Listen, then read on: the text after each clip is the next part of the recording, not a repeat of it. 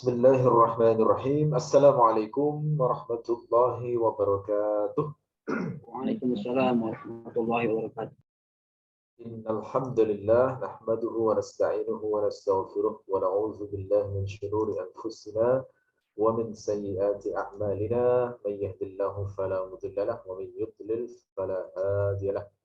Asyhadu an la ilaha illallah wahdahu la syarika lahu wa asyhadu anna Muhammadan abduhu wa rasuluhu la nabiyya ba'dah. Allahumma inna nas'aluka ilman nafi'a wa rizqan thayyiba wa 'amalan mutaqabbala. Rabbana zidna ilma warzuqna fahma waj'alna minas salihin. Rabbana ij'alna min muqimis salati wa min dzurriyyatina. Rabbana taqabbal du'aana innaka antas samiul 'alim. Amma ba'd. Saudaraku sekalian rahimakumullah, kita sekarang membahas topik doa di antara dua sujud. Untuk membaca doa di antara dua sujud, maka kita sedikit perlu menyegarkan bagaimana fikih duduk di antara dua sujud. Pada saat mengangkat kepala dari sujud, maka itu yang didahulukan sebelum duduk di antara dua sujud. Jadi yang diangkat pertama kali bukan tangan, tetapi kepala. Kepala dulu, baru kemudian tangan. Dan disunahkan bertakbir saat bangun dari sujud untuk duduk di antara dua sujud dan dipanjangkan hingga duduk tegak. Dipanjangkan takbirnya, mengucapkan Allahu Akbar sampai duduk tegak. Jadi bukan Allahu Akbar kemudian baru duduk tegak, tidak, tapi dipanjangkan hingga duduk tegak. Tujuannya adalah agar tidak ada waktu yang kosong selain zikir. Jadi penjelasan para ulama kenapa ada maddus saut di situ ya, membentangkan, memanjangkan bacaan takbir itu adalah agar tidak ada yang kosong dari zikir dan mengingat Allah. Saat duduk di antara dua sujud itu disunahkan duduknya posisi iftirash. Saya kira semuanya sudah mengetahui bagaimana tata cara duduk iftirash. Jadi bukan duduk tawarruk, duduk iftirash yang disunahkan. Kemudian posisi tangan diletakkan di atas paha di dekat lutut. Ya, diletakkan di atas paha di dekat lutut. Jadi jari-jarinya ujungnya itu mendekati lutut dalam keadaan terbentang. Jadi muntasyir. Terbentang itu maksudnya tidak menggenggam ya. Jadi tidak menggenggam begini, terbentang itu begini. Ya. Terbentang, muntasyir. Muntasyirah itu semacam ini. Dan jari-jari posisinya rapat ya, sudah saya singgung kemarin saat menjelaskan sujud, jari-jari posisinya rapat, bukan merenggang begini. Ya. Jadi saat meletakkan tangan di atas paha, posisi duduk di antara sujud, posisi jari-jari adalah rapat, bukan merenggang. Ya, rapatnya sesuai jari masing-masing ya. Kalau saya ini memang aslinya antara jari tengah dengan jari kelingking ini memang nggak bisa dirapatkan, jadi maksimal sedikit ya, sebisanya ya. Jadi dirapatkan seperti saat sujud. Bagaimana jika misalnya jari-jari itu tidak mendekati lutut tapi jari-jarinya itu menggenggam lutut? Nah, jawabannya adalah jika menggenggam lutut maka tidak mengapa, ya juz gitu ya, dalam keterangan kita Rawdatul Thalibin karya An-Nawawi yang demikian itu, kalau jari-jari melengkung munatif ke arah rukbah, ke arah lutut, maka itu tidak masalah. Dan dalam posisi ini wajib duduk tegak. Jadi tolong diperhatikan punggungnya ya saat duduk di antara dua sujud itu, jangan dengan posisi seperti orang malas begitu, melengkung ya sebisanya gitu, enggak, tapi duduk tegak, tunjukkan keseriusan di hadapan Allah bahwa kita memang sungguh-sungguh sedang menyembah Allah. Duduk tegak. Dan wajib tumakninah. Ya, kemarin tumakninah sudah kita bahas. Tumakninah itu mengandung dua unsur. Pertama, istiqrarul a'dha, yaitu stabilnya atau kukuhnya anggota tubuh. Yang kedua adalah infisalul harakah, terpisahnya satu gerakan dengan gerakan yang lain. Jadi ada unsur distingsi, terbedakan antara satu gerakan sholat dengan gerakan yang lainnya. Kalau ngimami, maka duduk di antara dua sujud jangan lama-lama. Nah, tidak baik ya, kalau ngimami jangan lama-lama. Kalau pas sholat sendiri bebas, mau dilamakan selama membaca surat Al-Baqarah juga tidak ada celaan. Tapi kalau pas ngimami, jangan lama-lama saat duduk di antara dua sujud. Kemudian di posisi ini baru kemudian disunahkan berdoa dengan doa di antara dua sujud. Ya, jadi posisi doa itu sunnah ya di situ. Yang wajib adalah tumakninah dan berdiri tegaknya, iktidalnya ya. Kalau baca doanya itu sifatnya sunnah. Jadi seandainya ditinggalkan tetap sah sholatnya. Apa doa yang dibaca? Doa yang dibaca dalam mazhab Syafi'i rekomendasinya adalah Rabbil firli warhamni wajburni warfa'ni warzuqni wahdini wa'afini.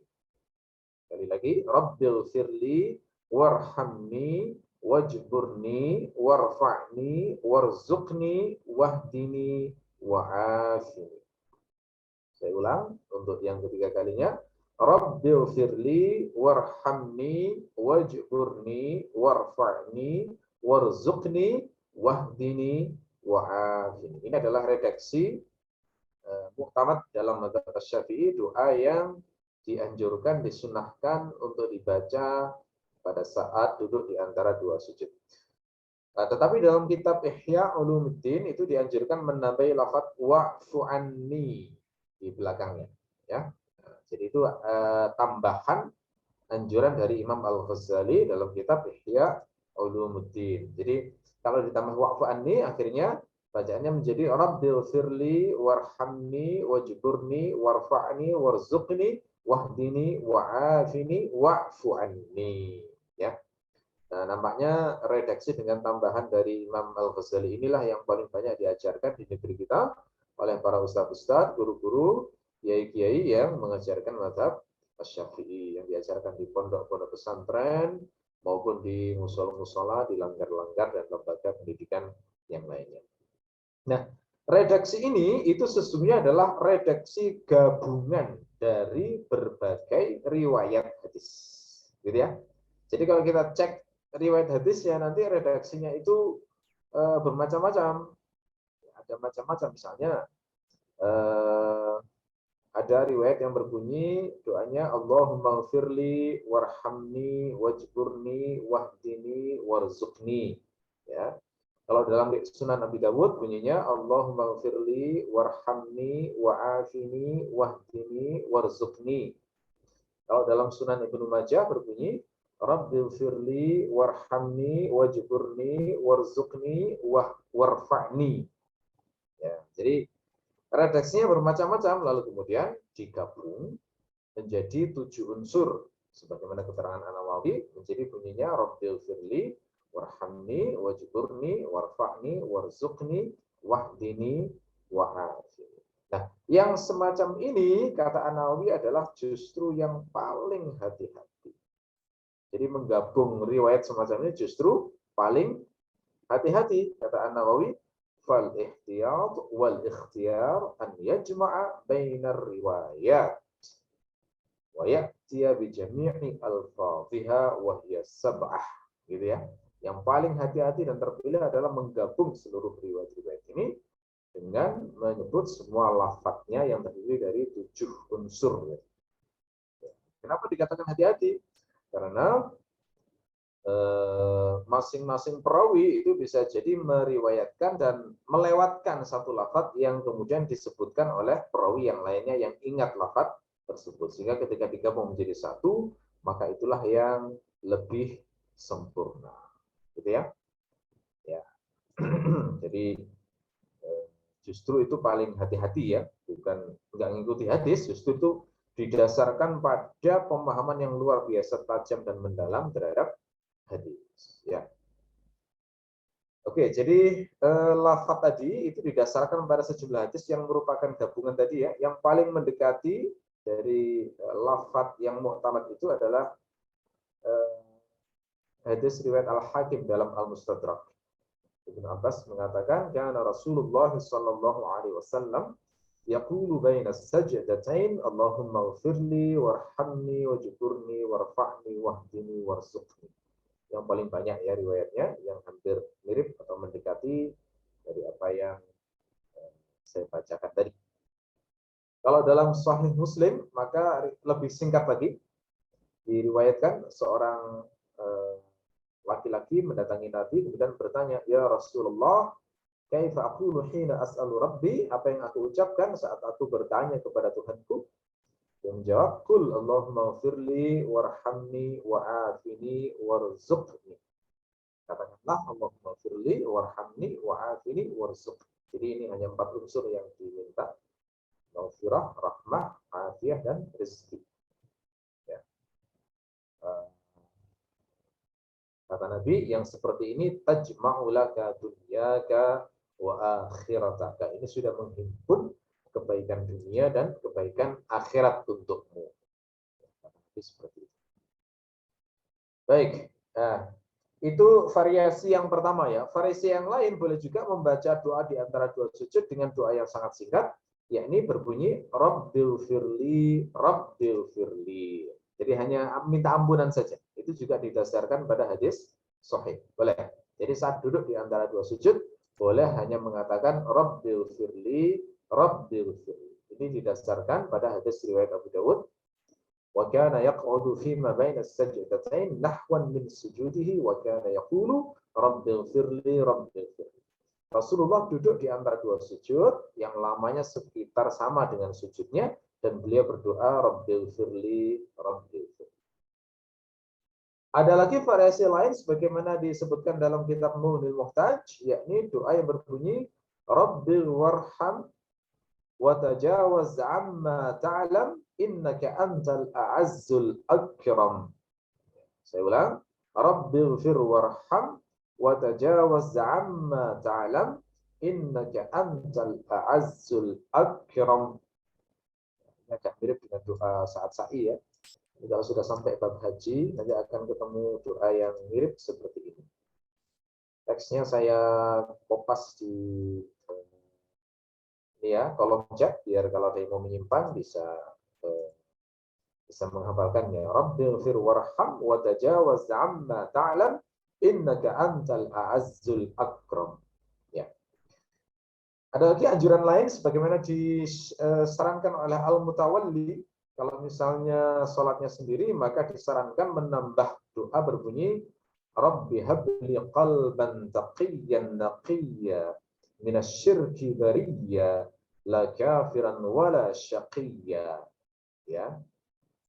Jadi saya ulang doanya, tambahan doanya adalah Rabbi habli qalban taqiyyan naqiyya minasyirki bariyya la kafiran wala syaqiyya. Ya. Rabbi habli qalban taqiyyan naqiyya, ya Allah, berilah aku hati yang takwa dan bersih, minasyirki bariyya, yang bebas dari kesyirikan, la kafiran wala syaqiyya, tidak kafir dan tidak pula sengsara. Ini doa tambahan yang disarankan oleh Al-Mutawalli ya. Tapi prinsipnya doa apapun itu yang penting baik boleh gitu ya. Seperti yang dikatakan oleh Dabiri dalam An-Najmul Wahaj, dia mengatakan wa ayyu syai'in qala min adz-dzikri fa hasan. Apapun yang diucapkan, zikir apapun maka itu baik ya. Jadi boleh berdoa dengan doa-doa yang baik apapun asalkan dengan bahasa Arab ya. Baik. Itu beberapa garis bawah terkait dengan fikihnya ya. Sekarang kita masuk ke esensi dan inti dari pembahasan ini, yakni kita bahas maknanya.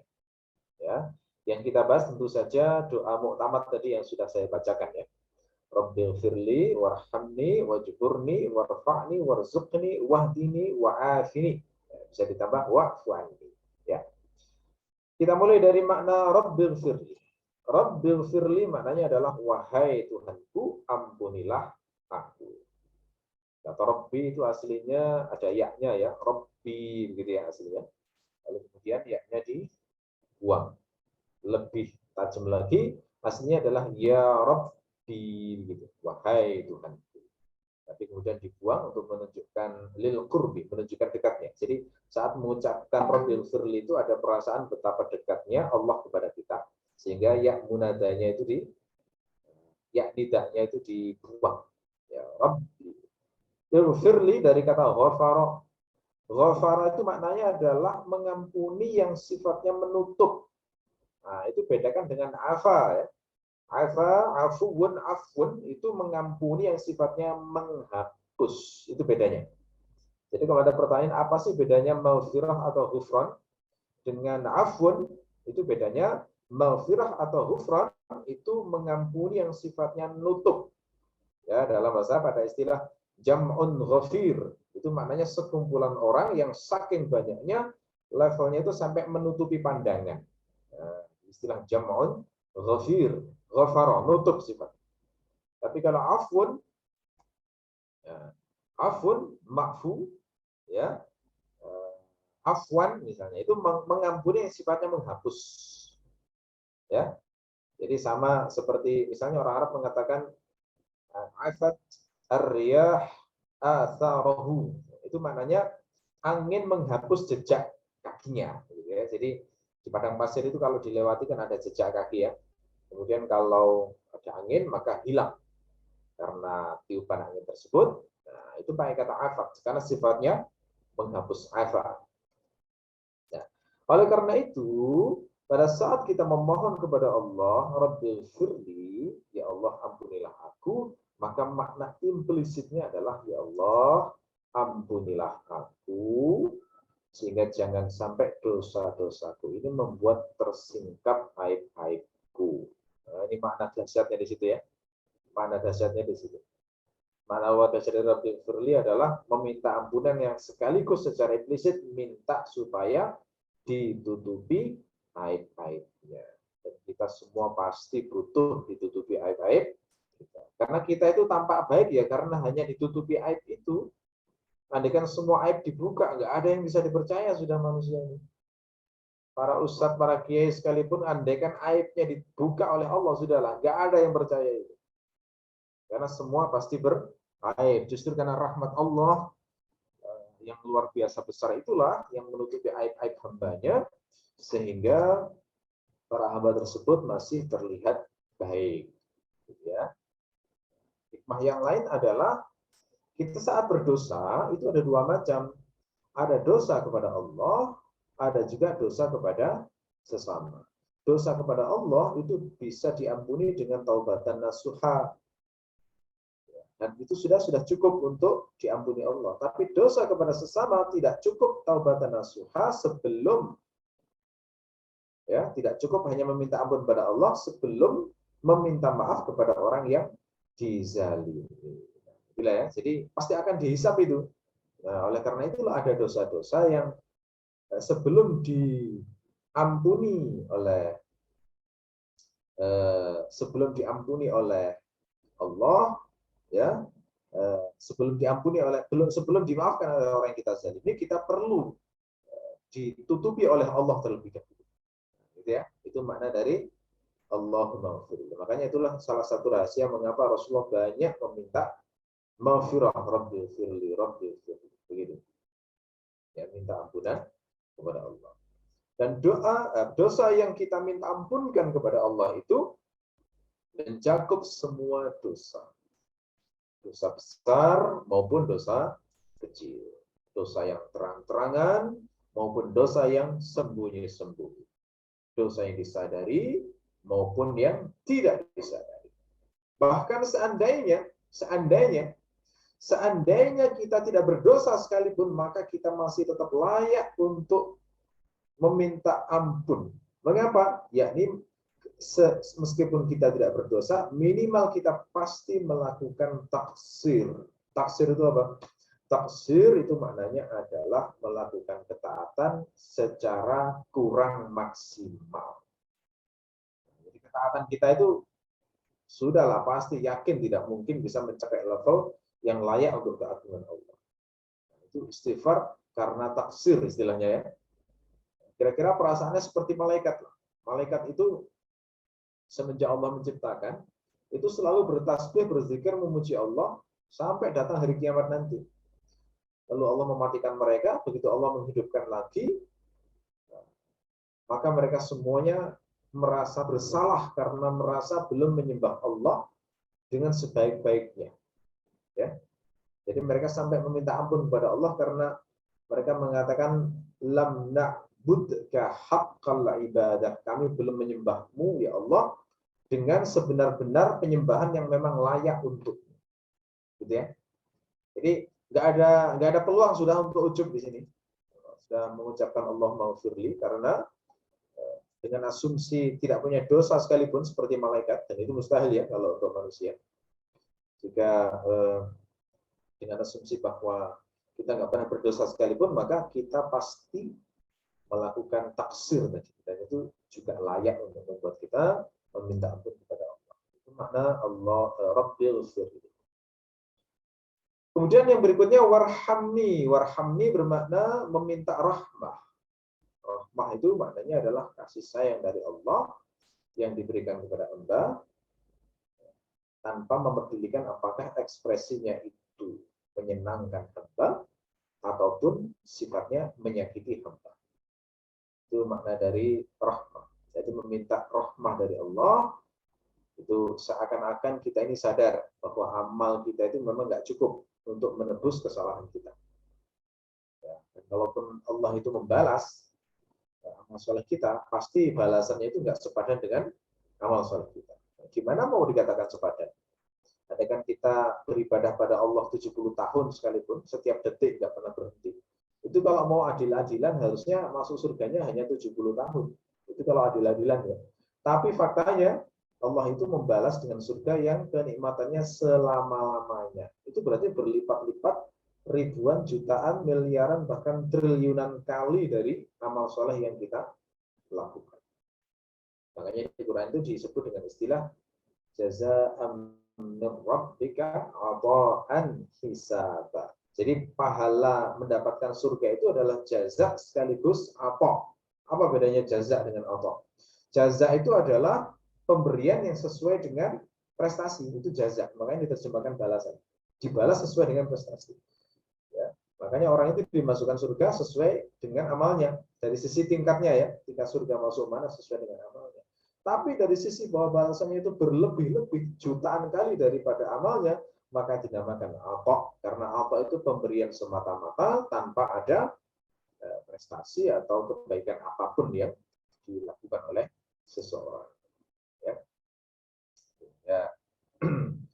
Makna lainnya dari warhamni adalah meminta rahmat kepada Allah, karena kita merasa bahwa amal kita itu kualitasnya nggak terlalu bagus. Ya, sehingga karena kita tahu bahwa Allah itu lebih layak mendapatkan lebih baik dari itu, kita memohon supaya Allah mengasihani kita sehingga berkenan untuk menerima amal kita. Kemudian berikutnya wajburni. Wajburni dari kata jabaro. Ya, jabaro itu makna bahasanya adalah mengobati tulang yang patah. Ya, makanya ada istilah jabirah. Jabirah itu kayak gips gitu ya. Itu untuk membenahi tulang yang sedang patah. Ya, itu makna asal dari kata jabaro. Ya, wajburni itu meminta kepada Allah supaya menyembuhkan yang retak pada diri kita, ya, mengembalikan yang hilang dari diri kita, dan mengganti sesuatu yang lenyap dari kita dengan sesuatu yang ini doa yang pas untuk para wanita yang barangkali diuji, dicerai oleh suaminya. Kebetulan beberapa kali saya dimintai konsultasi beberapa wanita yang bermasalah rumah tangganya sampai levelnya ditolak oleh suaminya. Nah, ini saya sarankan membaca doa ini. Wajibur itu dihayati betul. Karena terkena masalah sampai semacam itu kan seakan-akan ada yang retak dalam hidupnya ya. Ada yang retak dalam hidupnya, ada yang luka dalam hidupnya, ada yang hilang dari hidupnya. Lalu minta pada Allah, wajburni ya Allah, sembuhkanlah retakku. Seakan-akan begitu. Sembuhkanlah retakku, benahilah urusanku yang rusak, kembalikanlah yang hilang dariku dengan nikmat yang sama atau ganti yang lebih baik sesuai yang engkau kehendaki. Gitu ya. Obati patah hatiku, hilangkan kefakiranku, cabutlah kehinaanku di hadapan manusia, benahilah urusanku yang rusak, dan yang semisalnya. Itu makna dari kata wajbur. Jadi bayangkan seperti tulang yang patah, kemudian minta disembuhkan dan dikembalikan seperti semula oleh Allah, sehingga menjadi lebih kuat, lebih strong, lebih sempurna dari sebelumnya. Warfa'ni dari kata rafa'a, rafa'na maknanya mengangkat. Yang dimaksud di sini adalah mengangkat derajat. Ya, dan mengangkat derajat di sini itu mencakup derajat di dunia maupun derajat di akhirat. Ya, derajat di dunia diangkat berarti tidak dihinakan hamba. Derajat di akhirat berarti Allah tidak menghinakannya, dimuliakan oleh Allah di akhirat, dimasukkan ke dalam surga, dan bahkan kalau bisa dipertemukan dengan para nabi dan rasul, tinggal bersama nabi dan rasul di surga yang tertinggi. Kemudian warzuqni dari kata razaqah, razaqah memberi rezeki. Berarti warzuqni maknanya berilah aku rezeki. Ya. Rezeki itu ada dua macam, ada rezeki lahir, ada rezeki batin. Kalau berdoa warzuqni itu mencakup dua-duanya itu. Minta rezeki lahir dan juga minta rezeki batin. Rezeki lahir itu apa misalnya? Misalnya makanan. Itu paling jelas ya. Jangan meremehkan loh minta makanan pada Allah. Ada banyak loh hamba-hamba Allah yang diuji oleh Allah susah cari makan. Sampai-sampai untuk makan pun harus mengais di tong sampah. Ada kan? Tuh ada orang-orang semacam itu. Makanya jangan meremehkan itu. Ya, minta makanan pada Allah dengan lafaz warzuqni ini termasuk bagi. Jadi kalau kita terbiasa mensyukuri nikmat semacam itu, saat bisa makan kenyang itu lebih terasa syukurnya itu. Ya Allah, terima kasih ya Allah, hari ini kau buat kenyang aku. Alhamdulillah. Terasa banget itu nanti. Saat berdoa doa semacam ini dihayati itu, begitu makan dan minum dengan kenyang, terasa betul alhamdulillah. Gitu ya. Termasuk rezeki lahir adalah pakaian. Cobalah dilihat masing-masing apakah memiliki pakaian lengkap, pakaian yang hangat, yang bisa menutup aurat sekaligus bisa melindungi dari dingin. Kalau masing-masing sudah punya, alhamdulillah, itu adalah kebaikan Allah. Ada banyak di antara orang yang tidak punya pakaian dan pakaian pun compang-camping yang hidupnya menggelegak. Jadi seberat apapun hidup kita, kalau masih punya dikasih pakaian oleh Allah, itu artinya kita berarti masih disayang oleh Allah, masih diberi kebaikan, dijaga kehormatan. Lalu rezeki tempat tinggal. Termasuk rezeki lahir adalah rezeki tempat tinggal. Tempat tinggal ini tidak harus punya sendiri. Bisa kontrak, bisa kos, bisa numpang di rumah mertua. Bisa hibah intifak. Hibah intifak itu ya ada orang kaya punya rumah misalnya, terus kita disuruh sekalian jaga misalnya. Nah, itu namanya hibah intifak. Itu juga rezeki tempat tinggal itu dari Allah. Dan itu kebaikan dari Allah. Marbot yang tinggal di masjid lah itu juga rezeki tempat tinggal. Enggak semua orang bisa tinggal di sana kan. Enggak semua orang numpang diterima kan di sana. Nah, itu rezeki dari Allah. Harus disyukuri juga. Itu berarti dikabulkan doanya warzuqni, dikasih sama Allah. Dikasih tempat tinggal. Ada berapa banyak orang yang menggelandang, yang tinggal di hutan-hutan, lalu akhirnya ya tidurnya seadanya begitu, kadang di emperan toko, kadang di kolong jembatan, ya, dan lain sebagainya. Ada orang yang rumahnya kayak liang tikus gitu ya, masuk ke dalam pipa-pipa saluran gitu ya. Saya kalau melihat itu masya Allah luar biasa sekali ini ya, orang ini ujian. Termasuk kendaraan, itu rezeki lahir juga ya. Apalagi mohon maaf, apalagi oleh Allah sudah dikasih rezeki tempat tinggal sendiri. Wah, itu luar biasa itu sudah ya. Sudah diberi rumah sendiri, kepemilikannya milkiahnya sudah sendiri, itu sudah melebihi dari rezeki tempat tinggal yang umum tadi. Kemudian berikutnya kendaraan ya, kendaraan. Tidak semua orang punya kendaraan. Jadi kalau diberi kendaraan, bersyukurlah. Itu adalah bagian dari rezeki dari Allah. Meskipun sepeda motor, meskipun sepeda panjang. Tidak harus mobil. Karena meskipun sepeda motor bisa dibawa kemana-mana, kan rezeki juga kan. Kalau jalan kaki kan ya capek. Itu rezeki kendaraan. Alat komunikasi, nah ini semuanya kan punya HP, bisa dibuat ngaji kayak gitu. Masya Allah, punya laptop misalnya. Itu juga rezeki dari Allah, rezeki lahir sifatnya. Terus yang sering diabaikan juga adalah kesehatan, itu juga rezeki lahir itu. Nggak semua orang dikasih kesehatan. Betapa banyaknya orang yang ingin melakukan ini itu, berniat amal soleh ini itu, tapi nggak bisa gara-gara tidak dikasih sehat. Jadi kalau dikasih sehat, bersyukurlah. Alhamdulillah. Ya Allah kasih kita rezeki sehat. Termasuk juga waktu luang. Nah, ini ya. Ini nanti akan dirasakan oleh mereka yang sok sibuk. Nah, itu akan terasa betul itu rezeki waktu luang gitu ya. Kalau beneran dikasih sibuk, baru nanti terasa besarnya nikmat waktu luang. Ya. Itu rezeki juga itu. Karena dengan waktu luang itu akhirnya bisa melakukan banyak hal yang baik. Bahkan termasuk cinta. Wah, ini juga rezeki. Tidak semua orang bisa merasakan cinta. Alangkah banyaknya yang bercinta bertepuk sebelah tangan. Sakit gitu ya. Nah, kalau cintanya itu sama-sama saling mencintai, itu rezeki. Ya, seperti ucapan Nabi saat mengatakan kepada menceritakan Khadijah, itu Nabi mengatakan Allah memberi aku ruzqtu hubbaha, kata Nabi. Aku diberi rezeki untuk mencintai Khadijah. Nah, itu menunjukkan bahwa cinta pun juga rezeki dari Allah. Ya, orang kalau dikasih rezeki cinta itu kan dia merasakan kenikmatan hidup yang tidak bisa dirasakan orang yang belum merasakan cinta itu. Ya enggak? Yang bisa mengatakan ya ya yang bisa merasakan. Ya enggak ya. Ya.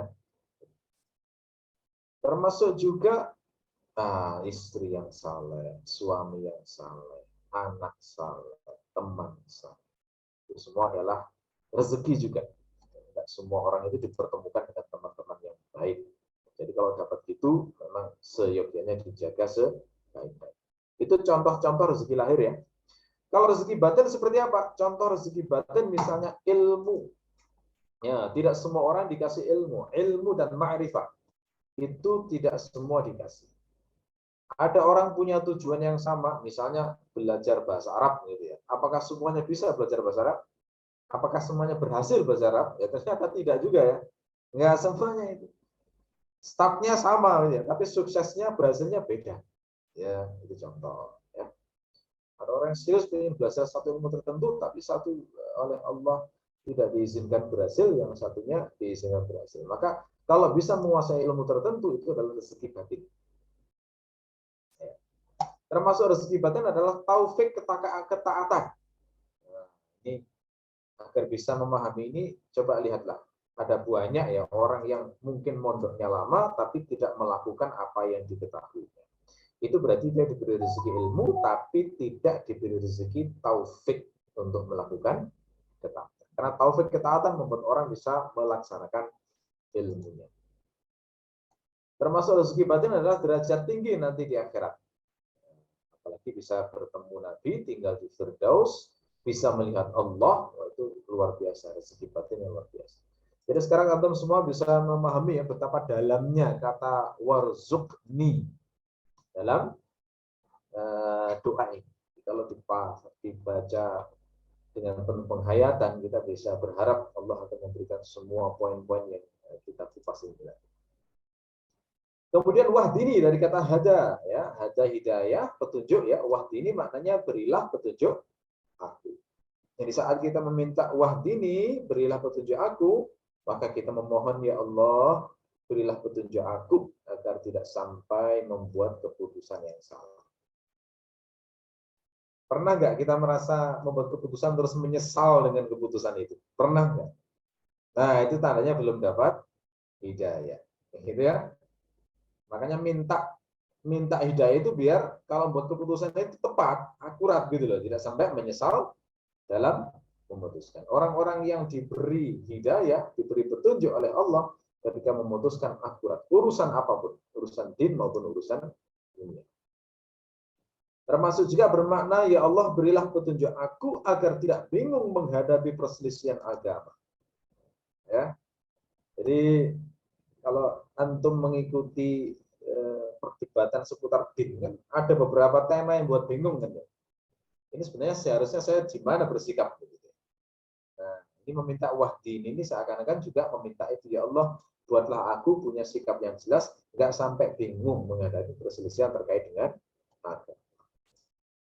Berselisih tentang hukum A dengan hukum B, berselisih organisasi ini dengan organisasi itu, yang benar yang mana ya, ya paham ini dengan paham itu yang benar yang mana ya, aliran ini dengan aliran itu yang benar yang mana ya, gitu ya. Oke. Termasuk juga berilah petunjuk aku agar tidak bingung dalam perkara-perkara syubhat dalam din. Nah, ini yang kemarin saya bahas di kajian Arba'in Nawawi ya, tentang warok.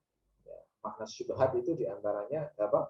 Din itu memang ada yang jelas halal, ada yang jelas haram, terus ada yang memang oleh Allah dibuat samar untuk menguji apa? Menguji ketakwaan kita. Yang masih belum ngerti hukumnya nanti hati-hati.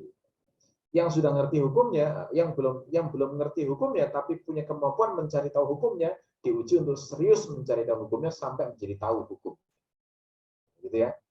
Itu. Nah, kalau orang nggak dapat petunjuk, bingung terus itu, selamanya masalah syubhat bingung. Ya. Itu ya. Hukum BPJS. Wah, dari dulu sampai sekarang bingung gimana sih sebenarnya BPJS ini. Bingung ya. Nah, ini contoh perlunya doa Allahumma hdini, wahdini, berilah petunjuk. Ya. Itu contohnya. Saya sering ditanya soalnya masalah BPJS ini karena bingung. Oke. Termasuk bermakna berilah petunjuk aku ya Allah agar bisa membedakan mana ma'ruf dan mana mungkar. Hari ini tuh ma'ruf mungkar sudah mau disamarkan begitu ya. Sesuatu yang ma'ruf mau dimungkarkan, yang mungkar mau dima'rufkan itu hari ini. Nah, pakai cadar disengiti ya, dibusui itu kan aneh banget kan. Mau diteroriskan, diradikalkan. Sementara LGBT mau diwajarkan. Nah, ini kan kalau bagi orang yang sudah belajar nggak terlalu sulit membedakan. Bagi orang yang awam bingung itu kadang-kadang. Hal sejelas itu ya. Maka termasuk wahdi ini adalah minta petunjuk agar bisa membedakan mana ma'ruf dan mana yang mungkar. Berilah petunjuk aku agar tahu mana amal soleh, mana kemaksiatan. Termasuk juga minta petunjuk agar selalu kokoh, teguh, istiqomah, dan konsisten dalam menapaki jalan Allah yang lurus. Lihat ya, betapa dalamnya makna wahdini. Makanya Rasulullah mengajarkan orang baru masuk Islam itu disuruh banyak-banyak baca doa ini. Wahdini. Allahumma hdini. Ya, minta petunjuk supaya semakin tertata hidupnya. Wa'afini, afini, afini itu dari kata afa, maknanya menghindarkan dari segala hal yang tidak baik dan tidak disukai. Jadi wa'afini maknanya meminta kepada Allah supaya terhindar dari segala bala yang tidak disukai dan tidak baik. Nah, makanya ada kata mu'afa. Nah, itu harapannya supaya dilindungi dari segala hal yang tidak baik dan buruk. Ya, jadi ini mencakup dua hal, yakni dilindungi dari segala keburukan di dunia maupun dari segala keburukan di akhirat. Semua hal yang menyengsarakan atau menyedihkan di dunia itu dilindungi gitu loh ya. Misalnya apa? Misalnya susah menikah. Itu kan ya nggak enak ya. Susah menikah, ini nggak enak. Ya, maka berdoa wa'afini itu meminta supaya dilindungi dari kesusahan yang semacam itu. Ya, termasuk fitnah, berbagai macam fitnah. Fitnah wanita itu kadang menyusahkan. Maka ketika meminta wa'afini itu minta terhindar dari itu. Fitnah harta itu juga kadang menyusahkan. Maka ketika berdoa wa'afini minta selamat dari fitnah harta. Fitnah jabatan, fitnah popularitas sama. Termasuk menyusahkan seperti karena disebabkan bencana alam. Minta wa'af ini berarti minta diselamatkan biar tidak terkena bencana alam. Kalaupun terjadi bencana alam di tempat kita, maka selamat. Ada gempa misalnya, hamba yang lain barangkali dibinasakan Allah, kita dengan caranya yang indah bisa diselamatkan.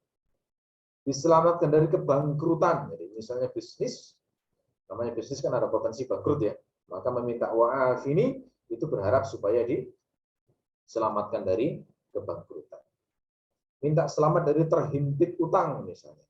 Namanya orang kadang punya kebutuhan, lalu sampai akhirnya utang.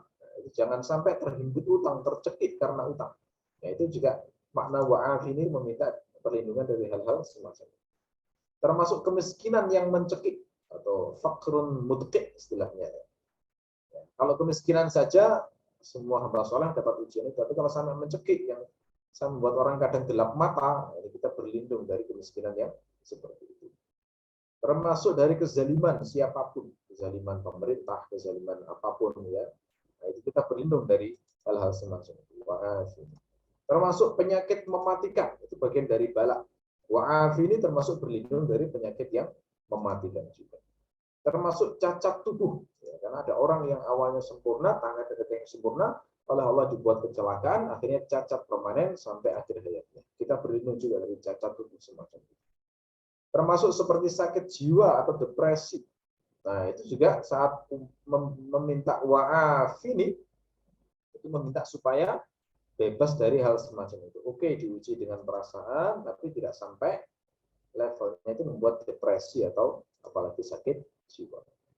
Termasuk berlindung dari penipuan, pengkhianatan, penelantaran, ketidakpedulian, dan lain sebagainya. Jadi itu ya, itu balak yang kita minta dilindungi dari dengan kata afini itu seluas itu.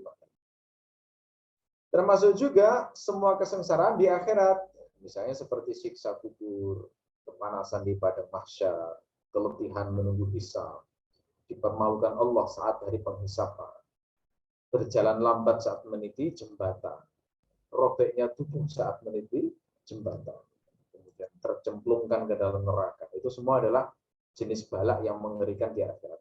Jadi saat meminta wa'af ini itu minta dilindungi dari segala hal yang enggak enak-enak di dunia maupun di akhirat. Ya, itu keutamaan afiah, minta afiah itu semacam itu. Makanya Nabi itu menganjurkan perbanyaklah minta afiah, itu doa yang sudah kena semuanya itu. Saat paman Nabi minta pada Nabi, diajari sebuah doa, kemudian Rasul mengajarkan Allahumma inni as'alukal afiyah fid dunya wal akhirah. Ya Allah, meminta afiah dunia maupun akhirat. Gitu ya. Nah, itu keutamaan juga ngasih nama anak afiah. Nah, itu keutamaan bagus di sana. Ya, keutamaan nama yang dipecah dari kata afa, yu'afi, mu'afa, mu'afi dan sebagainya. Dia dari semuanya dari kata afiah. Wa'fu anni, ya, wa'fu anni dan maafkan aku. Nah, ini yang saya katakan tadi bedanya dengan maghfirah tadi ya. Maafkan aku, kita meminta kepada Allah supaya menghapus seluruh kesalahan-kesalahan kita. Kita meminta ini karena Allah memang senang memaafkan. Makanya di hadis dikatakan Allahumma innaka afuwun tuhibbul afwa fa'fu anni, ya Allah membantu pemaaf, suka memaafkan, maka maafkanlah aku. Sehingga kalau Allah memaafkan kita, maka kita tidak akan dihukum oleh Allah di dunia ini maupun di akhirat nanti. Ya. Baik, saya kira itu untuk materi hari ini. Kita masuk sesi tanya jawab sekarang ya. Ada beberapa pertanyaan yang coba saya jawab. Pertanyaan pertama, mana yang lebih baik doa yang sampai wa'afini atau dengan tambahan Imam Al-Ghazali? Apa dasar Imam Al-Ghazali menambah lafaz doanya? Ya. Kalau pendapat muktamad berhenti sampai pada kata wa'afini, gitu ya. Mana yang lebih baik? Ya, kalau mau mengikuti pendapat muktamad ya berhenti sampai wa'afini itu saja. Ditambah wa'fani juga tidak masalah. Dasarnya apa? Ini saya belum mendalami, tapi dugaan saya dari hadis Allahumma innaka afuwun tuhibbul afwa fa'fu anni, ya. Karena Allah suka memaafkan, sehingga meminta doa semacam itu adalah doa yang baik. Sementara sebenarnya hukum asalnya berdoa apapun dalam posisi itu juga dibolehkan.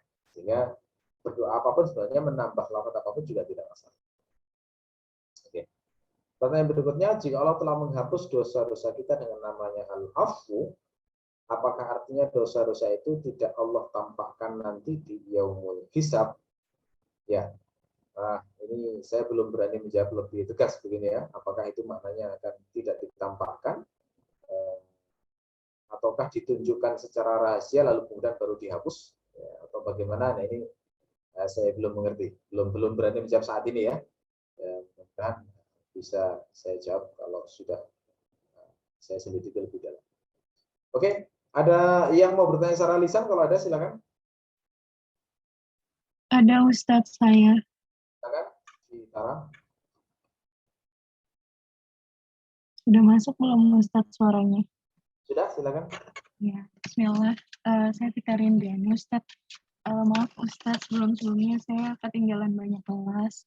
Terus kemarin saya baru selesai nonton rekaman ulang Vicky part 1-nya. Nah, Ustadz sampaikan kalau sujud itu kan bagusnya banyak-banyak berdoa, tapi doanya itu pakai bahasa Arab, nggak pakai bahasa Indonesia, karena kalau pakai bahasa Indonesia itu nanti nggak sah kan Ustadz. Nah, selama ini saya itu pakai bahasa Indonesia, tapi di dalam hati kayak misalkan sujud pertama, itu biasanya saya doanya untuk diri saya, terus nanti sujud kedua itu misalkan untuk keluarga, terus nanti sujud ketiga kayak doa untuk misalkan teman-teman gitu. Berarti itu nggak boleh lagi ya dipraktekkan. Kayak Berdoa pakai bahasa Indonesia di batin ya. Oke. Iya, batin aja, nggak di lisan. Jadi kalau berdoa itu syariatnya adalah diucapkan. Kalau batin belum berdoa, belum dikatakan berdoa, itu baru keinginan ya sebenarnya.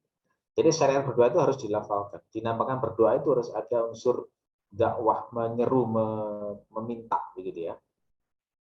Jadi selama masih di batin itu masih keinginan, masih harapan. Ya, jadi masih belum dihitung sebagai doa. Jadi kalau misalnya pengen mengamalkan itu, doa yang selama ini dibaca, ya dicari tahu Arabnya gitu ya. Bisa tanya, ini kalau diarabkan bagaimana, kemudian dihafalkan, lalu kemudian baru meminta dengan doa tersebut. Ya, lebih bagus lagi jika meminta berdoanya memakai doa-doa maksur dari Quran maupun hadis. Itu yang sebenarnya terbaik untuk kita, karena apa yang dianjurkan Allah dan Rasulnya untuk diminta itu pastilah yang terbaik untuk kita, karena Allah itu yang paling tahu apa yang paling maslahat dan terbaik untuk kita. Gitu ya. Baik. Ada lagi yang bertanya. Ustaz izin bertanya, apakah boleh menyimpan tas atau barang di celah antara lutut dan kepala saat sujud? Ya, tidak masalah ya, tidak ada larangan saya melihatnya. Apalagi untuk mengamankan, biasanya motivasinya memang untuk mengamankan gitu ya. Yang jangankan di antara lutut ya, di tempat sujud saja kalau diletakkan benda seperti sajadah, surban dan lain sebagainya kan juga tidak masalah. Ya, oke. Baik, masih ada lagi yang bertanya Lisan? Kalau ada, silakan langsung dibuka mikrofonnya. Yuni, Azhara, silakan Mbak Yuni. Assalamualaikum Ustaz. Assalamualaikum. Afwan izin tanya mengenai doa di antara dua sujud, kan kalau yang Ustaz ajarkan lumayan panjang ya, insya Allah doa tersebut dipraktekkan ketika sholat sendirian. Nah kalau dipraktekkan dalam sholat berjamaah kadang-kadang saya merasa terburu-buru Ustaz, tapi jujur keinginan untuk memanjatkan doa-doa tersebut dalam maknanya itu penting sekali. Tapi kalau terburu-buru bagaimana Ustaz? Karena kalau berjamaah suka terburu-buru. Iya. Untuk berjamaah, kalau misalnya imamnya lumayan cepat, bisa mengamalkan yang riwayat Abu Dawud tadi ya, yang Rabbil firli, itu tekanannya ke maghfirah dulu gitu ya. Lalu nanti untuk membaca yang lebih serius, kita baca dengan sungguh-sungguh saat sholat rawatib misalnya. Nah itu insya Allah sudah tercover ya, makanya kita dianjurkan sholat rawatib, qobliyah maupun ba'diyah itu kan untuk memfasilitasi keinginan ibadah kita yang tidak terfasilitasi dalam sholat jamaah. Karena sholat jamaah itu kan memang sholat komunal ya, bareng-bareng, yang tentu saja tiap orang hajatnya macam-macam. Kita ingin berlama-lama, nah di situ ada ibu-ibu yang ingin segera menyusui anaknya misalnya. Kita ingin berlama-lama, nah di situ ada jamaah yang ingin segera balik karena merawat suaminya yang sedang sakit misalnya. Ya kan? Kita ingin segera berlama-lama, di situ ada orang yang lemah yang nggak bisa duduk lama-lama atau berdiri lama-lama. Makanya sangat bijaksana syariat Islam. Kalau jamaah itu jangan lama-lama memang. Nggak terlalu cepat, juga tidak terlalu lama, sewajarnya yang membuat orang itu sholatnya sah, tetap baik, tapi juga tidak mengganggu kebutuhan dari jamaah yang lain. Ya, gitu ya. Oke, masih ada lagi, silakan. Baiklah, kalau tidak ada, berarti untuk sementara hari ini kita cukupi ya sampai di sini. Insya Allah pertemuan yang akan datang kita membahas makna tahiyat ya, makna tahiyat insya Allah. Semoga bermanfaat. Kita akhiri subhanakallahumma wa bihamdika asyhadu an la ilaha illa anta astaghfiruka wa atubu ilaik. Wassalamualaikum warahmatullahi wabarakatuh. Waalaikumsalam warahmatullahi wabarakatuh.